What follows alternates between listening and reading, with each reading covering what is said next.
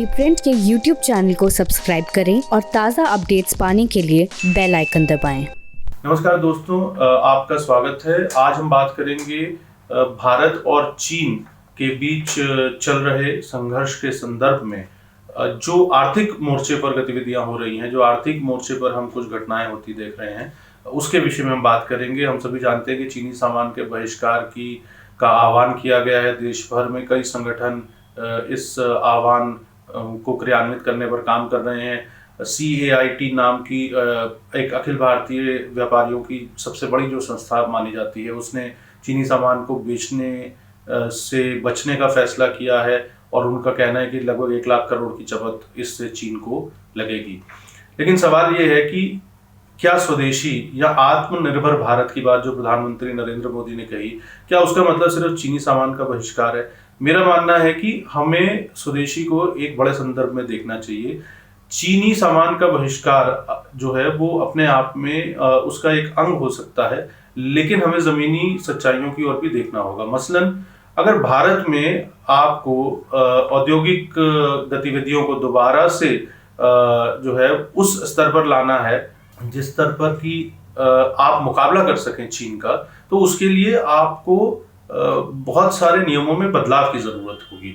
आपको ease of doing business करना होगा, क्योंकि एक सच बात यह है कि सरकारें जितने मर्जी बढ़िया नियम बनाएं, आज भी हम जमीन पर अगर देखें तो ईज ऑफ डूइंग बिजनेस नहीं है। यानी कि व्यापार करना आसान नहीं है। इस देश के अंदर जो है तमाम तरीके के नियम कानून लागू होते हैं, और मैं तो ये कहता हूं कि सरकारें सिंगल विंडो स्कीम की बात करती हैं, लेकिन वो सब पेपर पर, कागज पर रहते हैं।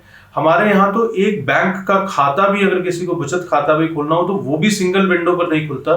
3 जगह जो है उसी बैंक की शाखा में या पोस्ट ऑफिस के अंदर उसको जो है उपभोक्ता को चक्कर लगाने पड़ते हैं। तो जो ब्यूरोक्रेसी है, जो अफसरशाही है, वो जिस तरीके से चीजों को जटिल बनाती है, एक तो उससे निपटना बड़ा जरूरी है। इंस्पेक्टर राज अभी भी है, हालांकि सरकारों ने इसके ऊपर काम किया है, लेकिन सच यही है कि इंस्पेक्टर राज अभी भी है। कई तरीके के लाइसेंस आपको लेने पड़ते हैं। नियमों का पालन आप करवाइए, लेकिन हैरेसमेंट आप कैसे रोकेंगे?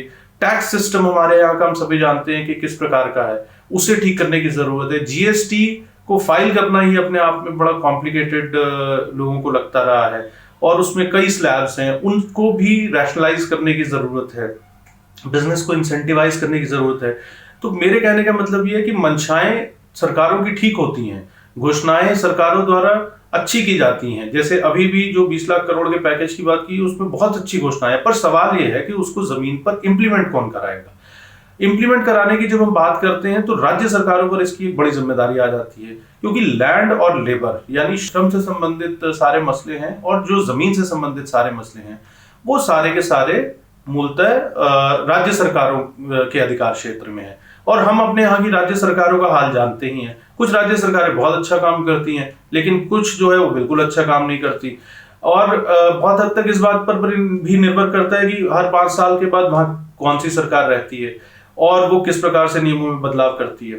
तो एक कंटिन्यूटी ऑफ बिजनेस भी जो है, वो भी ease of doing business, continuity of doing business, इसको भी सुनिश्चित करना जरूरी है, क्योंकि तभी आपको बाहर से विदेशी निवेश भी मिल पाएगा।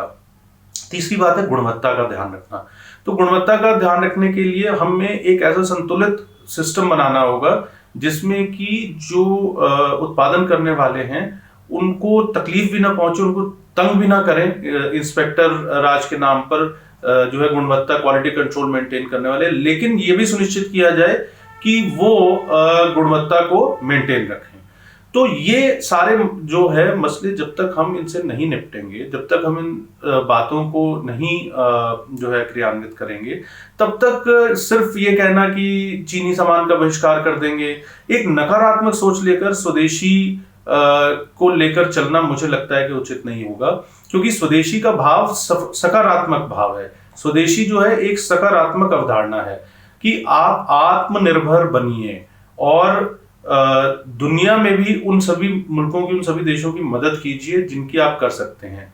और जब हम आत्मनिर्भर बनने की बात करते हैं तो यहां मैं एक बात और स्पष्ट कर देना चाहता हूं। इसका मतलब बहुत से लोग ये लगा रहे हैं कि सारी चीजों का उत्पादन जो है भारत में ही करना चाहिए, नहीं, मेरा मानना यह है कि प्रधानमंत्री ने जब आत्मनिर्भर भारत की बात कही है, और ये लंबे समय तक बीजेपी में इस पर चर्चा भी होती रही है स्वदेशी के कॉन्सेप्ट पर, तो और कई अन्य संगठन भी इस पर चर्चा करते रहे। स्वदेशी या आत्मनिर्भर भारत का भाव ये है कि जब आप दुनिया के बाजार में किसी दूसरे मुल्क से, किसी दूसरे देश से कुछ भी मंगवाएं या उसे निर्यात करें, कोई भी व्यापारिक उसके साथ आपका संबंध बने, तो उसमें कोई आपको दबा ना सके।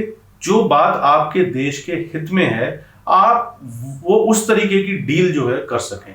तो ये स्वदेशी या आत्मनिर्भर भारत का मतलब है।